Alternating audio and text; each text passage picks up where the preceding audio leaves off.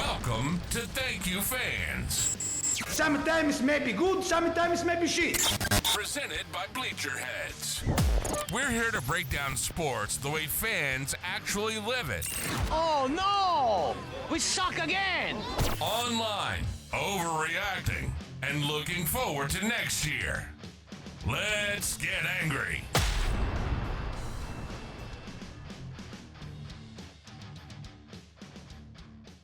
Welcome back to the Thank You Fans podcast. And unfortunately, we're going to have to say thank you, fans. Indiana Pacers, you were last on the NBA list this year. Thank you, fans.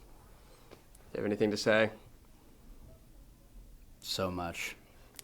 We're going to get into it a So little bit much. more, but thank you, fans. So first, I think it's the headline that everyone's been wanting to talk about. Tyrese tears his Achilles. At the end of the last episode, we kind of said, we don't know what the status of the calf strain is. Came out in Game 6 and had, a great game. Looked great. Whole team looked great. He looked so good in Game 6, and he had such a good chance to sit down and get some time off the court, and it felt like we didn't have to overuse him. He was going to get some much-needed rest going into Game 7, and then started out on fire, 9 points in 7 minutes, couldn't miss a three, and then heartbreak. The snap heard around Indiana. Yeah, that's exactly what I did. I don't know about others watching this that are Pacers fans, but I had to fight to not break down into tears at the bar. I went deep cut. I did a full-on Tebow at the bar. One knee. I was down on one knee. I had my fist on the ground, and I prayed, and I knew what it was. I knew it was going to happen, even being up one in the second. How could you not? I mean, I saw the replay 20 times. Yeah. How can you not know what it is? Yeah, just the people around me were trying to, talk us up and be like, there's still a chance, and it just, Thunder too good. Their heart got carved out in the first quarter, and it's just I commend the guys for trying their hardest, and there's no other Tyrese Halliburton. You can't recreate him in the aggregate. There's no lineup that's gonna put him back out there. The discourse around Tyrese, really, the entire postseason has been the conversation back and forth of overrated. Is he a superstar? I think the answer and the conversation should have been laid to bed by watching the Pacers try to run offense post Tyrese Halliburton's injury. We were just a different team, man. It's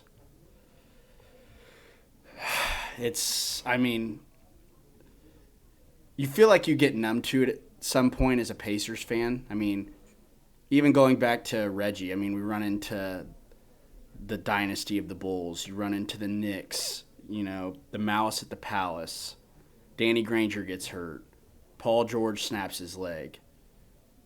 Victor Oladipo's leg detaches from his lower half, from his lower extremity. It almost feels like the it's curse of Indiana rubbed off on Tyrese Halliburton more than anything. It's God's cruelest joke yet that he let us get to Game 7. We got to Game 7 of the finals, have all of this hope, and, the city's buzzing, and our best player goes off for 9 points like that, and you're like, oh, this is going to be we were the Tyrese primed for Halliburton such a magnet good ball game. game. I'm not going to sit here and act like that game was 100%. No, we're gonna win, we still but could have lost, but you don't know. It's losing 2 seasons in a night that I think a lot of people are going to struggle with. And I'm not saying that's, who knows what the Pacers are going to do. We're also going to get into that in a little bit. And I don't know if you saw some of the pictures online, of Tyrese post-op or with his girlfriend that were It's heartbreaking. Yeah, pretty brutal to see up there. And then the one part of if you haven't read his tweet or his Instagram post, he wrote a whole thing that I'm not going to read the entire thing of, but I thought he put it beautifully. And the one sentence that really stuck with me was, honestly, right now, torn Achilles and all, I don't regret it. I'd do it again and again after that to fight for this city and my brothers for the chance to do something special. And if that doesn't give you goosebumps just hearing it, I don't know what will. Anyone that hates on Tyrese Halliburton, Knicks fans, Bucks fans. Cavs fans were pretty cool. We are going to get to. We'll have some time to talk anyone that about hates on him because he whooped your ass. Like, yeah, and he straight up whooped your ass. Plays like he's kind of a cool guy. Goofy brand of basketball. He's not super explosive. Yeah, not this he's not going to go dunk on people and do all this stuff. But he kicked your ass, both teams 2 years in a row, and I'd have some opinions about it too. But you can't refute the type of person he is and what he brings to this city and what he represents. Like, he's a Midwest guy. He's from, Wisconsin, Oshkosh, I think. Yep. And he just is the epitome of what Indianapolis and Indiana is all about, is just grit, hard worker, smile on your face through everything. That reminds me of... he's the fucking man, dude. He's awesome. A quick... I've seen a lot of outpouring of stories of Tyrese just with fans around Indy. But I thought this one from at Israfil Twitch that I saw right before the podcast started on Twitter. So at Israfil_Twitch said that basically he had said, "I broken a rule of mine and went out and bought a Halliburton jersey right after the trade before he ever played for us. That's how confident I was that the skinny kid with a goofy jump shot from Wisconsin would be special." And he said that he ran into him out in public, and he said that he was sitting there with his jersey and he was eating dinner, and he said, "I just heard this kind of shy voice behind me say, 'Hey man, nice jersey.'" He said he turned around and was kind of starstruck, and then he said, "I realized this kid is 23 years old," when he talked to him. And he's like, it really put it into perspective how young these kids are. And this guy had just gotten there, and I'm sure that he kind of said it in his message to the city that no one's embraced a star, I feel like, quite like Indiana has, and we have your back as long as you have ours. And I hope he knows, and I think he knows how much the city's behind him. When he went down with that injury, I could give two shits if we win that game. And it's not even me being selfish, and I know you're in the same boat, and I think I can speak for the majority of Indiana. We're all in the same boat. Fuck the game. And screw the winning. It was great to be there, but not even selfishly about next season. All I cared about was him, the person, because of what he's done for the city and what he's brought to the city, and just the type of person he is. He cares. You can tell that he just... And I think that post itself kind of shows that. And I think that a lot of bigger stars wouldn't make something that vulnerable about how guilty and how frustrated he felt. I feel like a lot of players are just going to take a picture in the hospital bed and be, say something like, "Be back soon." Be back later. Yeah, or "I feel great, good to go," something like that. And I mean, he wrote paragraphs about how much he loved the city and how... And he apologized. Yeah. He had, that's just the type of person he is. I would hope he knows that he never, ever should even think about needing to apologize for putting his body on the line. It's inspiring. It's inspiring to kids down the road that look up to athletes. If I'm looking up to an athlete and I have a kid and I want that, if I want them looking up to an athlete, I want it to be Halliburton. He's not all talk. Some guys are I care about this city, but then they're ready to jump ship and they just take the biggest contract. Paul George, Oladipo. He truly, it was evident when he got traded from Sacramento. When he got traded from Sacramento, he was devastated. He was absolutely devastated that he got traded from Sacramento because he wanted to bring winning basketball to that city. And, he got traded here, and now, we're happy to have him, and, I don't ever want him to be anywhere else, and I hope he doesn't want to be anywhere else. I know he lives here. He lives up in, up north, but I don't know. He's just a special person. And, I'm wishing the absolute best for him, and I know he's going to come back better and stronger. I know he said it was a cliche in the post, but I truly believe that. He's got an immense support system around him. I mean, his girlfriend, his mom, his dad, they all live here. They moved here. The city's behind him. I think anyone in Indiana would have and lined up to give away their Achilles if it would have meant he could have finished out that game. Rip my leg off. I don't care. And the thing is the type of person Halliburton is you're going to see him at Fever games. You're going to see him again at Colts games. You're going to see him around the city because he cares. And he wants to be a part of the community. Goes to a Fisher's Freight game. Yeah, and I want him to have the opportunity to be in front of people and us be able to give him the ovation he deserves for everything that the ride he took us on these last 2 months, and the like. That was fun. That was a lot of fun. Even though we didn't win, like I don't regret anything, and like it's not sour. Like congrats to OKC too, man. Like they're an awesome team and they deserve it. And like the narrative around, oh, it's a fake ring, like bullshit. It's a ring. Like they won. Like you could say that about anybody. Like would I have liked it to happen a different way? Sure, but that's just not the hand that he was dealt. It's not the hand we were dealt. It's not the hand the Pacers.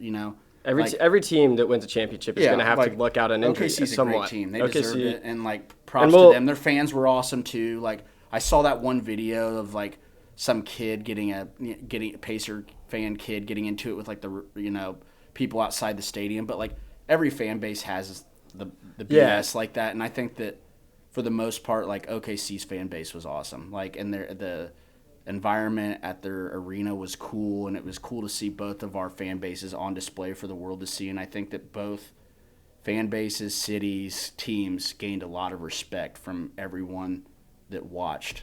And I would agree. It was great for small market, and the reports that I saw said that like every Pacers fan that went to the game said that every OKC fan in the stadium was like an absolute class act, and then it was just the mob of people outside. Which, when people get together and they know that they're going to win for basically 3 quarters, it's going to lead to some animosity and some hooliganism. So I can't say I'm surprised by that, but I would agree. The small market's on display and seeing, everyone wear the shirt for every game. Yeah, awesome. Paycom looks like just a crazy arena to watch a game. Would love to watch a game there when the Pacers are not playing. Yeah, exactly. So I don't have to sweat it out, and I can actually enjoy the environment. But props to them. So last thing about Tyrese specifically, then I wanted to talk a little bit about Achilles injuries. So you had seen it, but Rick Carlisle said he got a call and Tyrese answered on the first ring today and said, I'm going to be good. I'm going to be good. So a little bit of hope for Pacer fans that, if there's one guy that's going to battle as hard as he possibly can to get back for next season. No doubt. Or not next season, but get back as soon as possible. Don't rush him back. Yeah. Enjoy, and like here's the thing too. Like one quick thing. I know we ran over probably on this. That's fine. Thing, Who cares? He has played, and you and I talked about it off camera. He has played a lot of basketball, like in the last 2 years. Like he has not really had a break since October of 23. Yeah. I think the season starts in October. Really before that because they go to training camp. So since end of July. Of 23, he's played a whole season, went to the Eastern Conference Finals. Obviously, he got hurt in that series. It wasn't too bad, but he missed a couple games. Took a few weeks off, went to Paris, played in the Olympics. I mean, he didn't play, but like he was. Yeah, because he got injured again. But he's been rehabbing. He hasn't had an off. He's going to have to rehab, but then if he doesn't play next season, then he can spend all of next off season training, not rehabbing for once. Right, and his back has been bothering him. Like he's been hurt, and like he's been playing through it. And I'm sure we'll talk about this at some point, the talking heads of ESPN and all these people. Yeah, we'll get to that. All this, yeah. The one thing I did want to touch on, so I saw this graph and it made me kind of consider some things, just what we're putting these players through. So you see back all the way in, 1980, players' average miles covered per 82 games is around just less than 1,300, and then you get all the way to 2020 and it's getting over 1,500, and we're creeping up to 26 or 1,600 here soon. And so the thing that concerns me is that this is going to get worse, and we're going to have every single playoffs. I mean, I feel like that's been the defining factor of most of the 2020 playoffs has been who can stay healthy the longest, and then who can end up winning it all. But it's the whole 65 games to be eligible for an award, and then trying to decrease the load management, the constant back-to-back games and guys sitting out when they don't want to. And I think that this kind of really opened my eyes to the fact that no superstar player wants to sit out, but they want to make the playoffs and go make a deep run, and you have to do that sitting out games in January and February. So it's the NBA has a problem. And I'm not sure there's a super simple solution to it other than they have to play less games.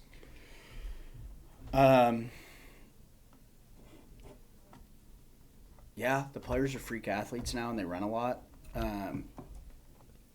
If you look at the type of basketball being played now versus 19 80, 1990. All these dudes have like six packs. They all have like 40-inch verticals. They all run like 4 or 5 sub 4.5 40s, running up and down the floor constantly. Well, and now fives can shoot, so there's a whole other position. Unless you're where, Miles Turner, but that's neither. Which, by the way, I saw stats 16% on wide open threes in the finals. If you were curious, it was what he shot. That's all right. He's back to his Legos, so he gets to spend his whole summer building Legos. But yeah, I mean, you have a whole other position of the tallest athletes now that are expected to cover the entire floor and not kind of be these, rim protectors and paint dominators of yesteryear. And then that means that everyone has to be able to go here and there all over the court. And so this new style of basketball, the 82 games, I don't know what the solution is, but it's going to be an issue until something gets ironed out. And I don't know if it's less games and you add 2 teams to make up for the revenue, because they're not going to make not going to make any decisions to help the bottom. It's going to hurt the bottom line. The 2 teams that they need to add, I feel like are right there. You move Memphis to the Eastern Conference. And probably Minnesota too. And Minnesota to the Eastern Conference, and you add Las Vegas and Seattle. Yeah, I mean, I think that's where the writing is on the wall. Shorten the game to 64 games maybe. Yeah. And get rid of the fucking in-season tournament. It's stupid. Like why are they promoting the in-season tournament and the floor looks cool and the pageantry and all that's way better? In the NBA Finals, it took them till Game 5 to start showing the opening introductions. Yeah, Game 3 to have any decals on the court that were superimposed and had a YouTube TV logo on it. Remember when they tried to throw that the trophy fake on Larry and, O'Brien? Everybody just roasted it. It looked like I made it in Microsoft PowerPoint. Paint. It's PowerPoint. It was horrible. Kind of frustrating. But I mean, there's a conversation to be had, and I'm sure we're going to have it again next year when someone else gets hurt. You had Damian Lillard tore his Achilles in round 1. Jason Tatum tore his Achilles in round 2. Now you have Hallie tearing it in the finals. So just devastating. I mean, you got to protect your superstars. I didn't think it could get worse than Paul George. And then, that happened in the summer, and PG missed basically until, I think he missed most of the season and came back in March, because it happened in July. Yeah. And then Vic, it happened in the season. Yeah, and his was January, I want to say. What a kick to the nuts.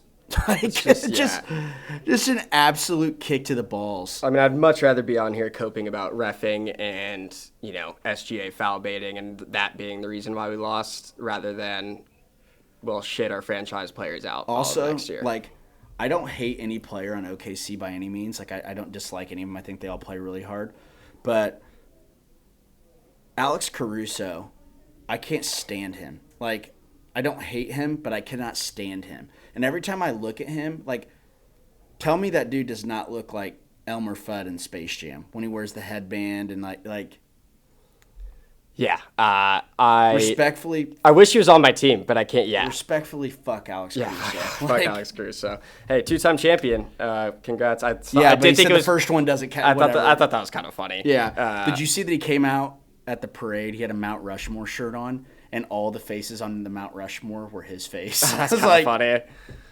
I can respect that. I'm sure he's a great dude. He is. I've listened to his interviews on PMT. He's pretty funny. Yeah, and he is sure a great guy. Is. He's one of those guys you want on your team and you hate him. I'm sure he's not. a great guy. But fuck him. Yeah, no, fuck Alex Caruso. So another thing I wanted to touch on is the finals coverage. We kind of talked about it a little bit, and we talked about it with injuries.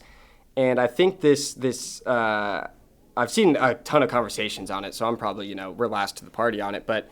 The media narratives, I thought the media coverage with Perkins and Stephen A. And the whole crew wasn't great, and I think that there's not many arguments against that.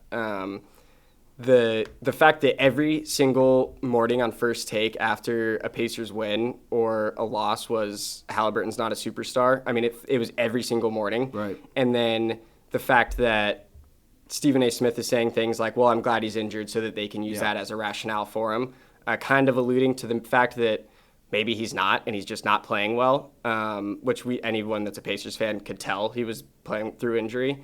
And then guys like Skip Bayless saying things like, the Pacers brilliantly took the big game pressure off Halliburton who routinely no-shows by planting the injury excuse that the media swallowed whole. Dude. And it's things like this that are hurting players. You're either a selfish player for trying to play through injury, or you're a selfish player for trying to protect yourself on the bench. There's no winning with the NBA media, and it affects fans' general opinions of people, or of these players. So it's like hearing these constantly and this kind of mindset about this, and seeing this kind of thing be promoted constantly is a huge issue for the league. I fired off a pretty crazy response to Skip Bayless on Twitter on my account, and I didn't delete it. Maybe I should. If my grandmother sees this, like, sorry, Mama, didn't mean it, but kind of. I thought of a couple of things that I really wanted to wish on him, like many of which are that I won't say out loud. But when I went down the Rolodex of things that I could wish upon him, I think it was along the lines of, I hope you get chronic diarrhea, you wrinkly old fuck, I think is what it came around to. And it is still up on my Twitter. That's light for some of the things I think that people were thinking. It's light for some of the things that I've said. Well, you saw Stephen A. Smith, right? Going into Game 6? Yes. What did you have any choice words for him there? If you can, I still need to go back. This was Game 6 because I was at the game. Great game to be at. Great game to be at. Because at Gainbridge in the common area, they had their little setup, whatever. And Stephen A., they were in the middle of, I couldn't hear what they were saying. Probably but talking they about were Halliburton's probably talking superstar about or something. Halliburton, or that he needs Bosley or Rogaine or something for his front of his hairline. But I said something along the lines of drag the ace, meaning towards solitaire, drag the ace. And the two guys that went with me, they can attest to this. You could see Stephen A. like physically, like his shoulders kind of like tense up, and you could tell he wanted to turn around and be like if he wasn't live, he probably would have given you a look or something. He was gonna MF me for sure, and I was ready to go right there.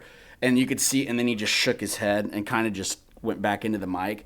But yeah. We're gonna have to go. We might have to do some research and look back, but Stephen A., I'm sure he's a great guy, but disrespectfully, fuck him too. Like and Skip, like they both can get bent. Yeah, I thought Kendrick Perkins can get bent too. Like the whole ESPN, it can all get bent. Like we bring back TNT. Like we need TNT. Like those guys are legit. That they're was at fun least to watch. funny. Like, yeah, even if they're not going to analyze the game at a crazy good level, they're fair. They don't have any agendas. They're just a bunch of really good basketball players that played for a long time that analyze the game from a player's perspective. And then you got Ernie Johnson.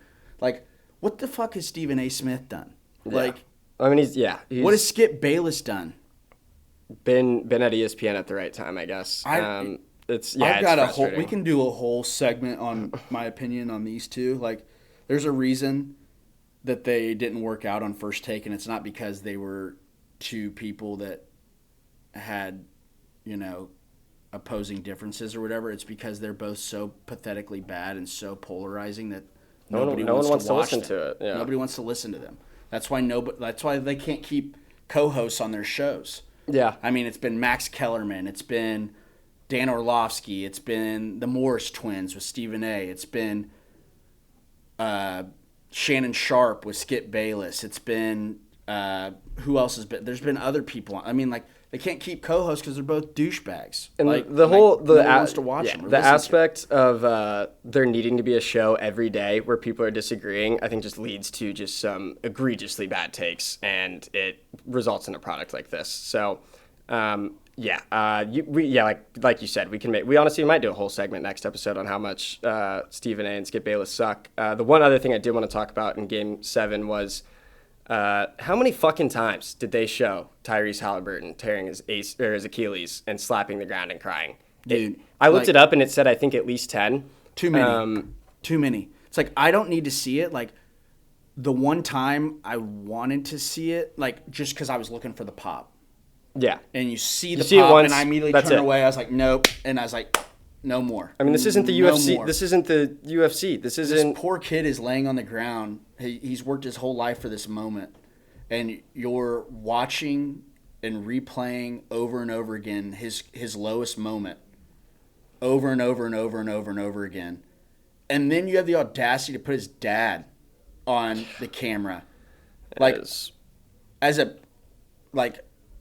I'm having a kid in September. Like, I'm trying to put myself in that mindset. If my kid is in a moment of weakness on the ground and there's nothing I can do about it, and they're in pain, and you put the camera on me, someone's getting their ass kicked, or I'm getting my ass kicked trying to kick your ass, something. But like, yeah, like I said, wild. There was wild. plenty of like production choices I didn't agree with. That being number one, I think ESPN's lack of awareness and lack of just presentation played a big factor in some of the ratings. Like, obviously everyone was like, oh, it's two small market teams, but what did ESPN do on their end to like to really like, you know, hype it up, bring some edge? And like I didn't really see much on commercials, ads, anything. It's like it felt like, the game one felt I feel like the Thunder and the Pacers both got kind of gypped. And, like, the reason that people aren't giving Thunder more credit is because they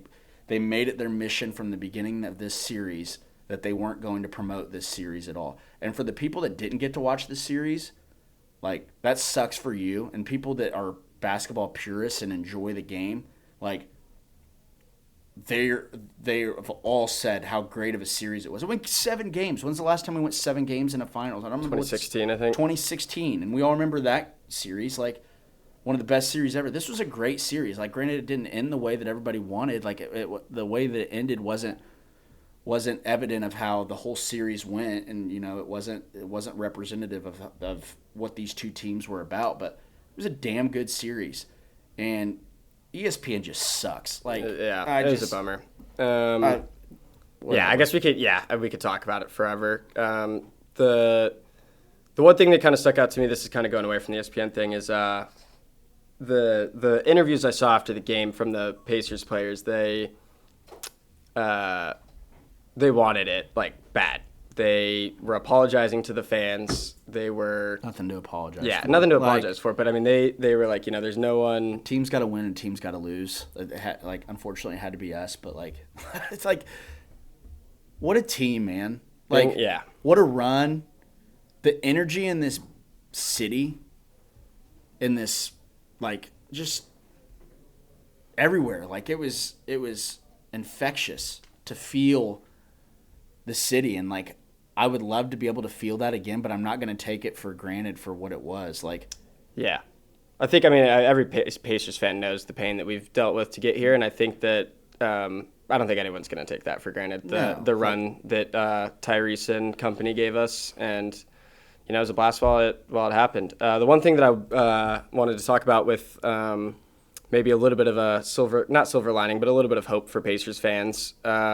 So Buchanan and Pritchard kind of took over around 2017, and it kind of feels like the moves that they've had since then put the Pacers like exactly where they wanted. It just took a little bit longer than I think people realized, and they kind of went about it in a roundabout way. You know, Paul George trade, Oladipo and Sabonis leaving.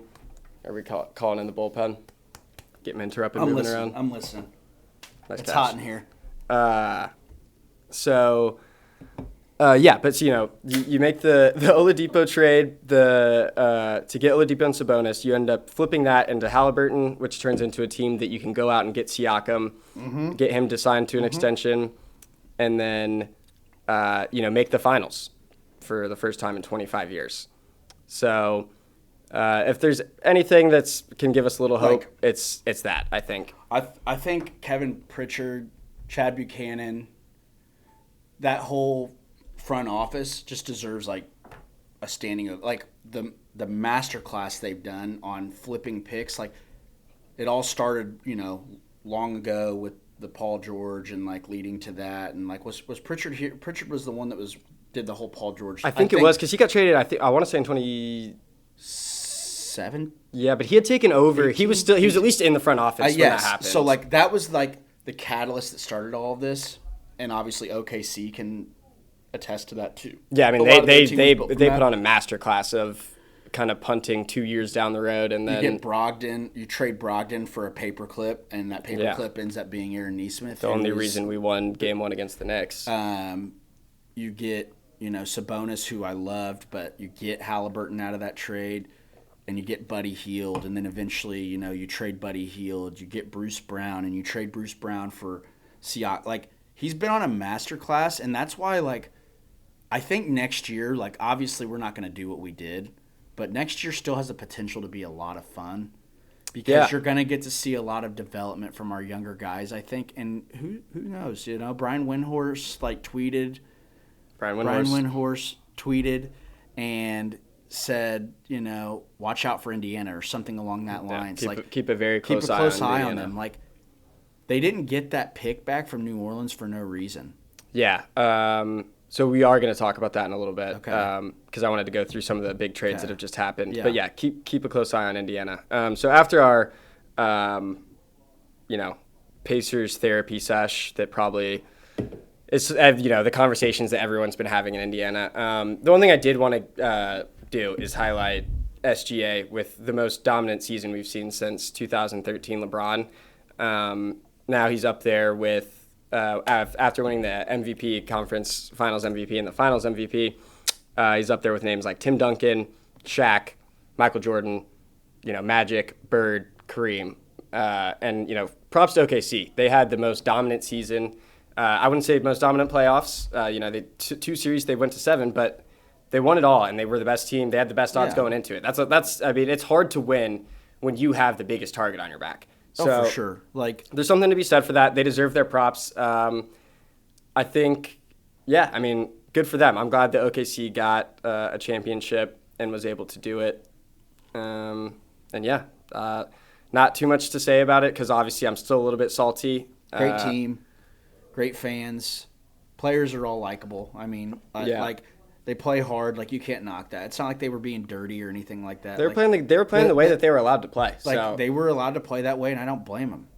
If the Pacers were, and I think they earned that because they were such a good defensive team. If you're a really good defensive team, you're going to get the benefit of the doubt. I saw a past player said something, and I don't remember what player it was and what exactly he said. He said something along the likes of, when you build the reputation of being a really good defensive player, you get the benefit of calls being going your more way. physical and people not calling fouls on you because of that reputation you built. And I think back to when Ron Artest played with the Pacers, I can remember that he was very, very physical, but he was so good on defense.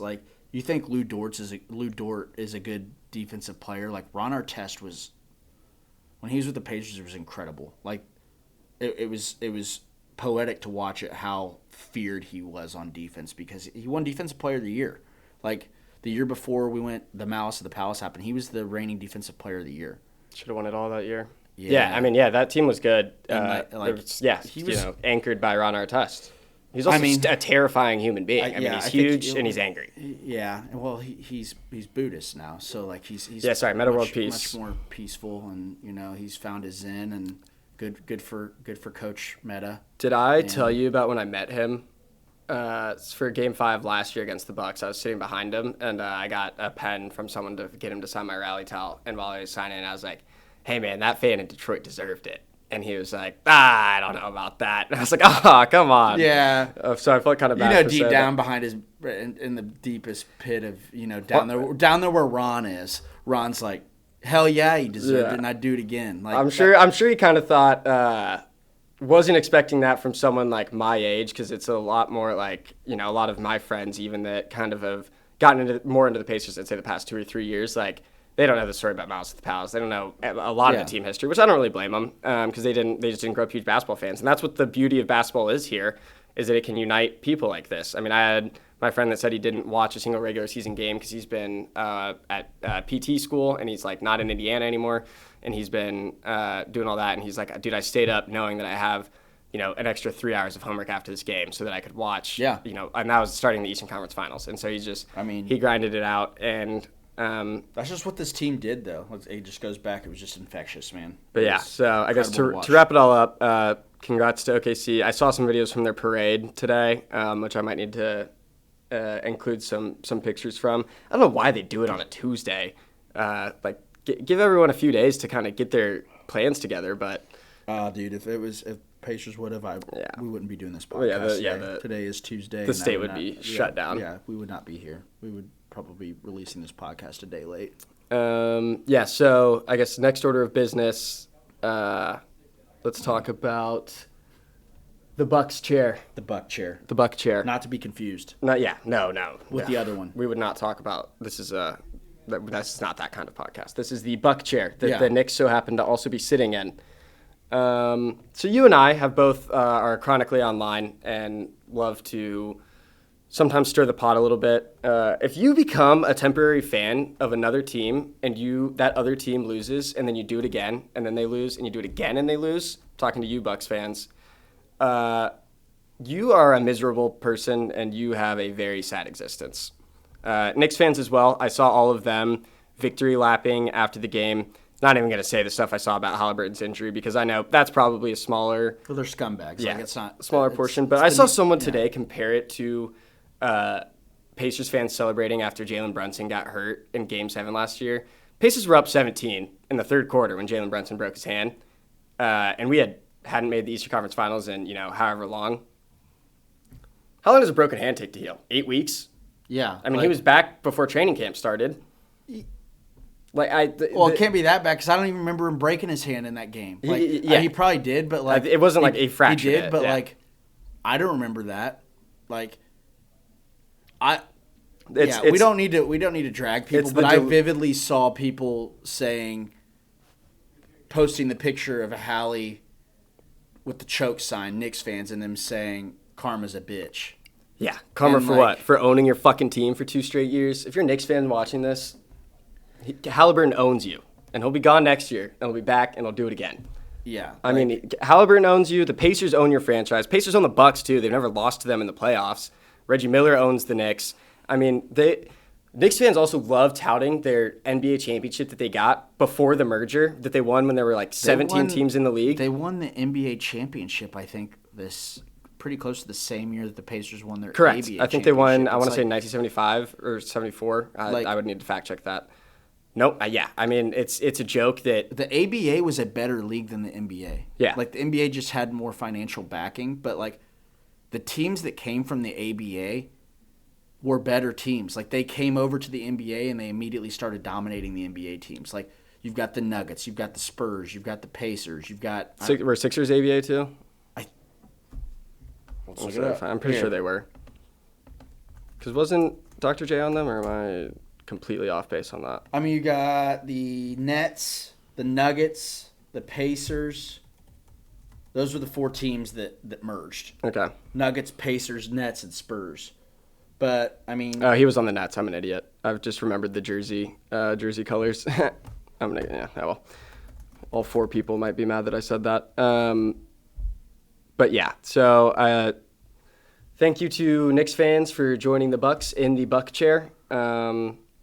This might be a recurring thing. I think this might be a recurring thing to join the Buck chair. The Buck chair. We're just going to call it the Buck chair because the Bucks had the benefit of being the first team. And it's hilarious. They got to root for the most. Congrats to them. They got to root for the most teams this playoffs. Finally, they got a win at the very end. What was hilarious is just watching these same people pop up on my Twitter feed that were Bucks fans and be like, "Hate watch complete. Finally, Game 7 of the finals." It's like, I'm so proud of you, man. Your last 2 months must have fucking sucked. You spent 2 months. They must have miserable. sucked. I mean, yeah, you had to sit there and knowingly root for the Knicks, which would suck to begin with, and then watch Halliburton destroy 2 teams on his way to a finals run that has never been probably seen before, and I don't know if it ever will be again. Knicks fans sitting in their kitchen / living room / bedroom / bathroom 200 square foot studio that they pay $5,000 a month for, and on their little 20-inch TV with their 15 rat roommates and 200 roaches. Yeah, going to their shitty 9 to 5 that they get paid $50,000 a year for, and yeah, nice. Hey, but they got good pizza. Yeah. So thank you, Bucks fans. Thank you, Knicks fans. I guess we should have said it to you earlier. The podcast hadn't started yet, but your season's been over for about 2 months. Hope everyone's enjoying Cancun. So yeah, next thing I wanted to discuss after getting a little fired up, our boy Shams has been working overtime. So we talked a little bit about this Pacers pick, and I did a little bit of research into it. So Pacers traded their 2025 first-round pick to the Pelicans to get back their 2026 first-round pick, and they also gave up rights to Mojave King, who has not played an NBA game yet. So Who? Yeah, exactly. He's a G League player. Was he good? I think he played 15 games for the Fort Wayne Mad Ants. I didn't even look up his stats. Hold on, no, isn't it It's the Boom now, but I think he played for the Mad Indiana Ants. Boom, right? Or No, it's the Boom? Noblesville Boom.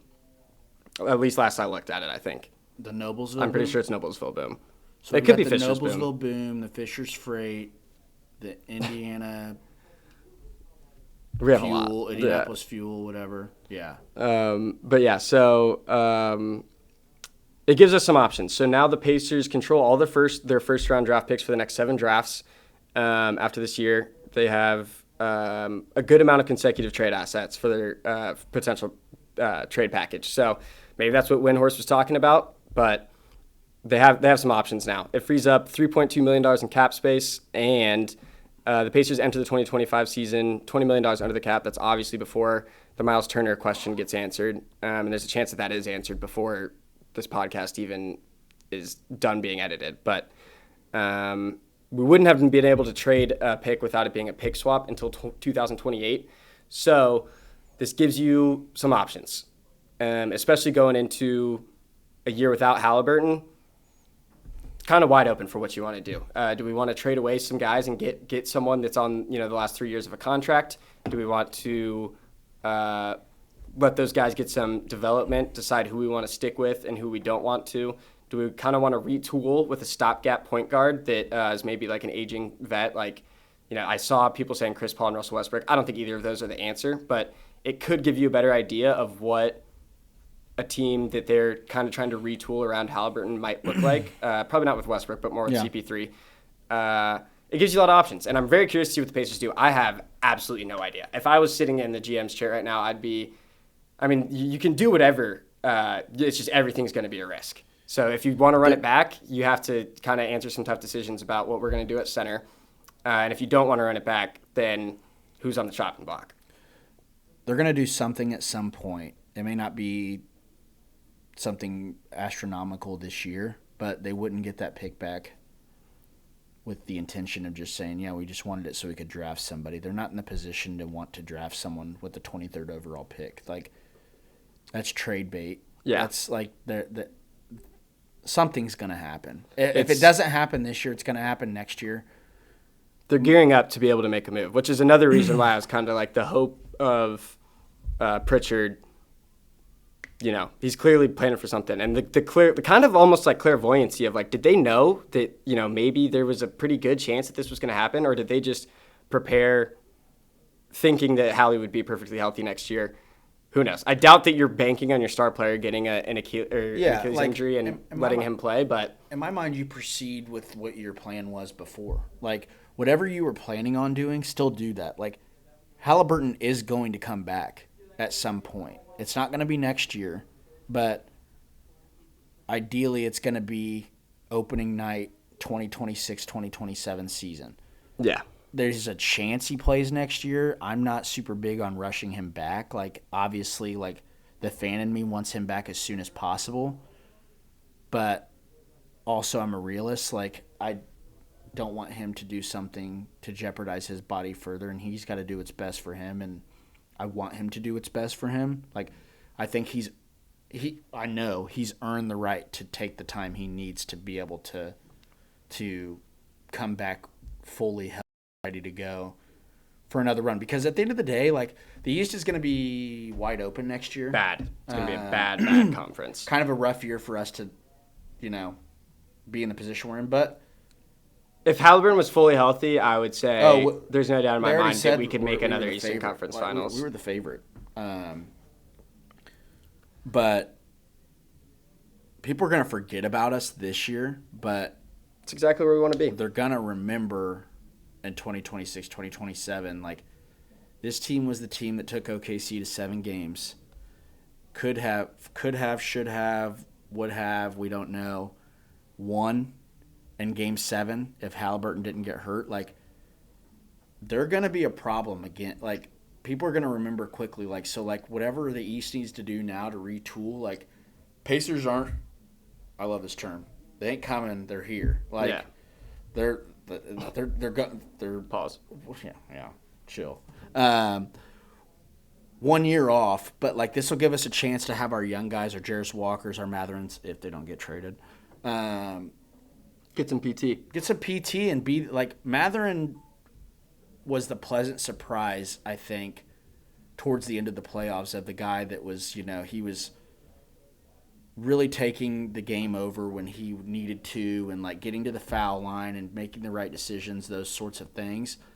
And I think he can make the jump. He's only 23 years old. Yeah. Like, he's young. And I don't think he turns 24 for a while. I have no idea. Whatever. Yeah, well, his birthday. He just had his birthday during the finals. Yeah, he just turned 23. Yeah. Like, he's going to be really good, and I want him to be a part of the Pacers' future. And he could end up being – Halliburton's always going to be the leader of the team, but he could end up being the guy, our go-to scorer, that our go-to – night in, night out scorer. But he's got to mature. Yeah. He's got to make smart decisions. He can't get too in his head and let the game control. Like sometimes he makes bonehead mistakes and let his emotions take over. Like, he's got to mature. The physicality and the talent is there. It's on display. Like, you see it. Like, it's there.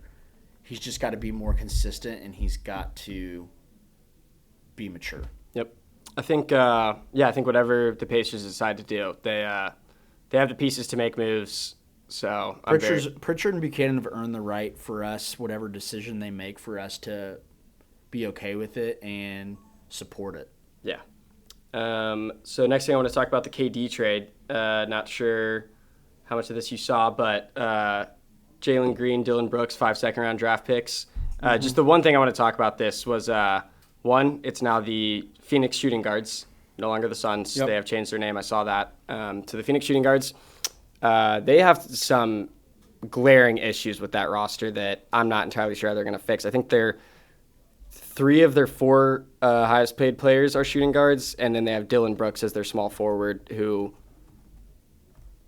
isn't always exactly a small forward. So, I mean, he's, diet Draymond Green. So I'm not really sure where they're going to go with that. The one thing I did look up was some notable second-round draftees, and I was curious if you could name the last second-round player that got drafted to make an All-Star game. The last second-round player to get drafted to make an All-Star game. Yes. So there's 2 that came to mind for me that it was one of them, and it had only been because I had looked it up at some point. When did Jalen Williams get drafted? He was in the first round. Okay. Shoot. So one of them, the one that a lot of people would go to, he famously got drafted during a Taco Bell commercial. Jokic? Yeah. So Jokic. Yeah. 2014 draft. That's honestly funny that he got drafted during a Taco Bell commercial of all commercials. 2019 All-Star, yeah, because of how big he is. Yeah. The other one, Jalen Brunson, drafted in the second round in 2018 to the Mavericks. Really? 2024 All-Star. So saw that, and I thought that was kind of interesting. Just some other ones that I noted. I think it said only, I wanted to say, I think 30 ever second-round draftees had made an All-Star team. So 5 second-round picks, maybe you get lucky on one of them. I mean, that's just not a trade package for a team that really needs some depth. That was always their problem, and now they have Jalen Green and Dylan Brooks, but those 5 second-round draft picks, maybe you get one that turns into something. You never know. Nimhard's a second-round pick. You've got Lou Dort, who was not even drafted. He was undrafted. TJ McConnell undrafted. TJ McConnell's undrafted.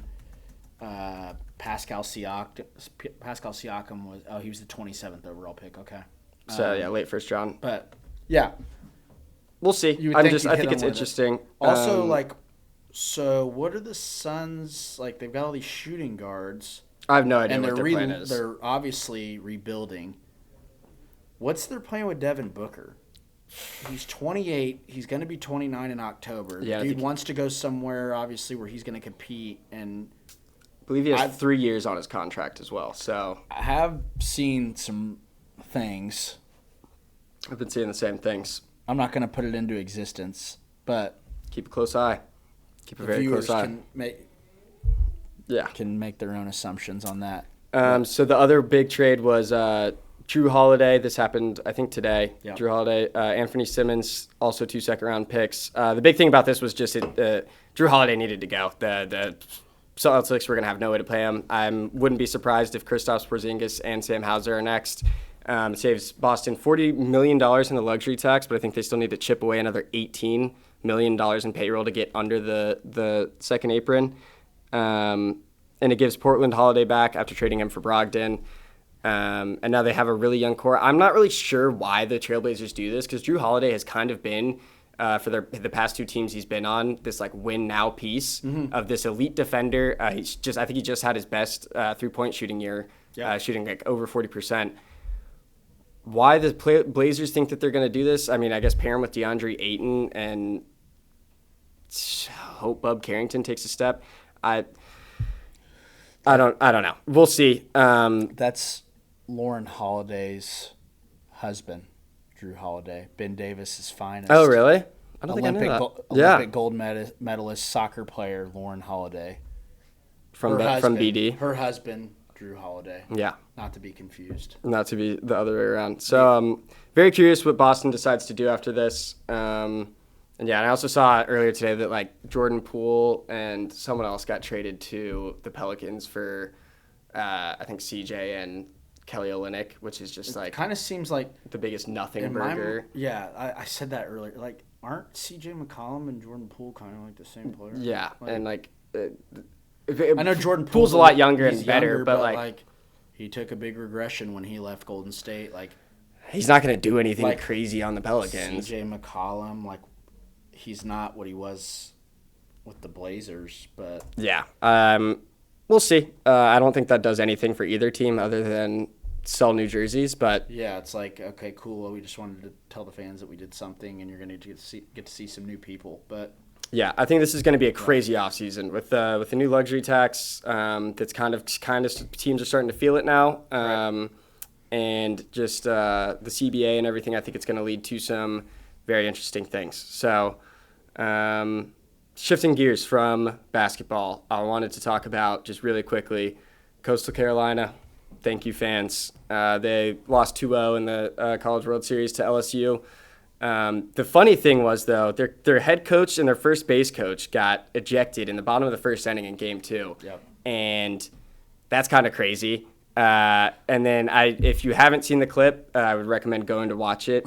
Look up just Coastal Carolina umpire, because the umpire kind of tries to get in the way and then like trips on the turf monster and just like does a back somersault and then tries to play it off. Yeah, like it's the funniest. Pretty good recovery by him, like quick pop up, but like, what are you doing, dude? And like, also, did you see what he got ran for? Like, yeah, for arguing balls and strikes. Like, but I guess he looked at him. He said, "That's the third one you missed," or something like that. It's like, I guess it had carried over, so I read a little bit of something about it, and I guess he had kind of been John out in the game before, but it's the College World Series, and you can't do that in the first inning, man. Get some thick skin, dude. Don't be an umpire. Go give him a warning and then walk away or something. But in the first inning to eject 2 people, joke. Yeah, that's kind of getting dropped, especially against the underdog. It's a joke. I think they've earned the right to be there. Give them a bigger leash. I shouldn't be held accountable for a grown man's athleticism. Talking about the umpire falling over is just absolutely like that is what you want your coach saying of like,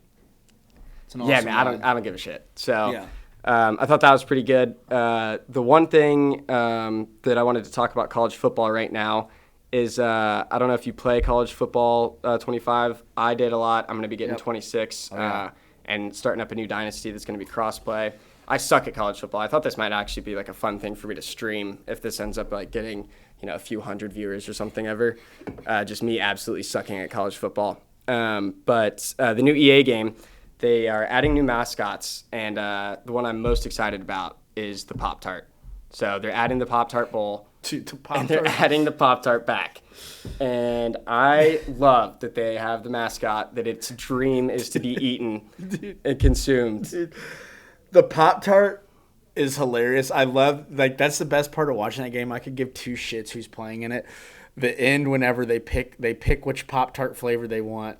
It jumps in the toaster and it's comes celebrating. out. It's like, yeah, it's all toasted. It just comes out and they just start eating it. It's like, And the one from last year where they had the corpse of the strawberry Pop-Tart from the first year. They actually ended up releasing some really cool merch for this last year of like a sprinkled polo and quarter zip. But yeah, so I'm really excited about that. That's great. The actual news from this new game, the things that I read over and I was actually excited about, they're getting rid of the just only drum lines in the main menu, Thank which is God, good. dude. They're adding some more traditions for different teams, more mascots for different teams. They don't have the bison yet, but I imagine that'll be probably the next iteration when we actually have it released for IU. They're adding crossplay dynasties, which is huge Howard's for me. Rock. I don't know if they have that. They did on the old college football games, like Dude, Like they had it. I think they football, had it. They did have it. 06. They just didn't have it where its new spot is. okay. For Heps well, Rock, in the old yeah. games, I remember them coming. They were like You're right. So they had it in this game, but it was in the old spot, and I don't know if it's outside the stadium now because that's where it is, like in real life, obviously. It just depends on what I submitted to them. The Road to Glory adds high school. They added 300 of the real world coaches, so that'll be fun. You can like go try to run into Ryan Day with your running back or something. And yeah. So I think that's pretty much those were the Spark notes. I'm sure I'll know some more about it when I actually get my hands on it. But Love it. Yeah, college football news. It's just around the corner, so I'm sure we'll start talking about that soon. New recruits, new conference realignment, all that fun stuff will be coming up very soon. good for Kellogg's. Yeah. Good for Kellogg's. Way to They, go. they need the exposure. Way to go, Pop-Tart. It's an up and coming company. So one thing I wanted to talk about, one of my, I gotta do it for the little guy. I know, right?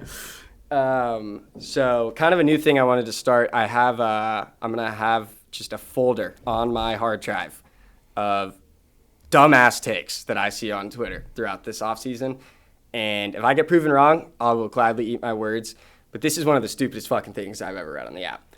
And it's not only, granted, I'm not a Purdue fan, but so this guy, Jordan Stocks, I don't know if you've seen him. He is clearly an engagement baiter sometimes, and he claims he's not a Purdue fan, and then he tweets shit like this. Hottest take of the offseason. Purdue becomes the first undefeated national champion since the 1975-1976 Hoosiers. And he believes that teams are unable to match their interior presence and floor spacing. CJ Cox and Jakari Harris become all-league defenders, solidifying their defense.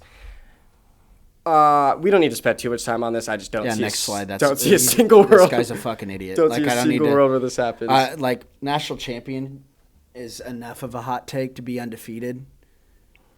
Next slide. We'll see, Matt Painter. We'll see. fucking So idiot. we will be keeping those I'd love receipts. to see what that guy looks like. There's a reason his Stock Talks 21. I'd love to see what you look like. Yeah, his picture is Jordan for a reason. So yeah, I thought that was pretty funny. The next thing are my favorite segments. Yes. Dudes Rock. Yes. So I don't know if you saw this. I haven't. What is it? At Colorado, they had a Ryan meetup where you could pay $27, including fees, to have an entire section devoted to Ryans. So everyone there is named Ryan. Oh my god. The coverage team, I don't exactly know who broadcast it out in Colorado, but they even had a guy named Ryan go out and interview guys. My favorite quote from this, so they had over 600 Ryans. An attendee said, "It's a group that understands what it's like to be mistaken as Brian." That's just, I mean. That's the quote. Yes. They said this is not a safe space for Brian's. It is for Ryan's. The other funny thing I thought, Ryan's on the Rockies for the day. Ryan McMahon and Ryan Ritter, 3 for 8. One of them, McMahon, had a 467-foot moonshot home run. To the section? No, not to the section. It's to center, I know. Missed opportunity. But they were 67 would have went way past They were going electric. And then the other thing was Ryan Rollison, who's their reliever, gave up 3 hits and 2 runs in his one relief inning. So it wasn't a great day for all the Ryans. And the Rockies lost 14-8. So can't win them all, but I just saw it. I mean, dudes rock, man. I mean, just all Ryans. That's got to be. It was hilarious. They had chants going on. They were like, I want to say the right fielder for the Rockies is named Ryan, so they were like chanting to him. Yeah, that's great. They were having a blast out there, and it looked like a lot of fun. So I was just good. We had to give it a highlight. It's good. Love it. My last thing, staying on baseball. We're getting into the summer. It's getting to be the dog days. My Xeet of the week, and this one. Oh man. So it says, for those asking, yes, new Mets reliever Richard Lovelady has requested to go by his nickname Dickie, so it will be Dickie Lovelady from here on out. For posterity, Lovelady will continue to be referred to as Richard in print, on the scoreboard, etc., but he wants his teammates, fans, staffers, etc. to call him Dickie. The one thing I have to say about this, Dickie Lovelady? First I'm hearing of this. Now pitching for the New York Mets, Dickie Lovelady. Wow, dude, I mean, that's like a really shitty 70s porn star name, and I'm all about it. Like Dickie Lovelady. He needs to have a mean stash, like a mean porn stash. Yeah, I saw that. There's about 1 million jokes that you could make with this that I'm just probably going to leave instead. But yeah. That's great. Dickie Lovelady. Like, yeah. I kind of thought they did. I got to tune into a Mets game just to hear. We're going to be keeping tabs on Dickie Lovelady this year. I like it. So this could have honestly gone under Dudes Who Rock too, but Dickie Lovelady. Just thought it was pretty good. So yeah, that's I think pretty much it for the segments. But yeah, I do need to put a reminder in for that bookmark for that Purdue take, and then the obviously to keep tabs on Dickie Lovelady. Mr. Dickie Lovelady. So yeah, I don't know if you have anything else to add. Tough season for the Pacers, or not a tough season, great season for the Pacers. Nothing to be ashamed of. Tough ending. Tyrese Halliburton proved all of the haters wrong, the overrated, He'll be back. Stupid pull. He'll be back. I can't wait to see him again. One more thing. Did you see that Anthony Richardson's officially going to be good for training camp? I saw that. So now we have something else to really just be miserable about again. We don't get a break. We get a month here, and then training camp really kicks off in preseason. And we're going to see the slow-mo videos of him just throwing absolute darts. Oh, yeah. The Colts are so good at that on the 5-yard out routes with nobody guarding. They're going to be right on the money. And then it comes regular season time, and that dude's going to go full Helen Keller. So let's just. Hey, we can say thank you, fans now. Thank you, fans, Colts. Thank you. We do have the ghost of Jim Irsay watching us. So maybe there'll be a slow motion video for next episode that we can do. Homie Jimmy. So yeah. All right. Well, I think that's probably going to do it for this episode. Thanks to anyone that tuned in, and we'll see you again next Thursday at noon. Thank you, fans.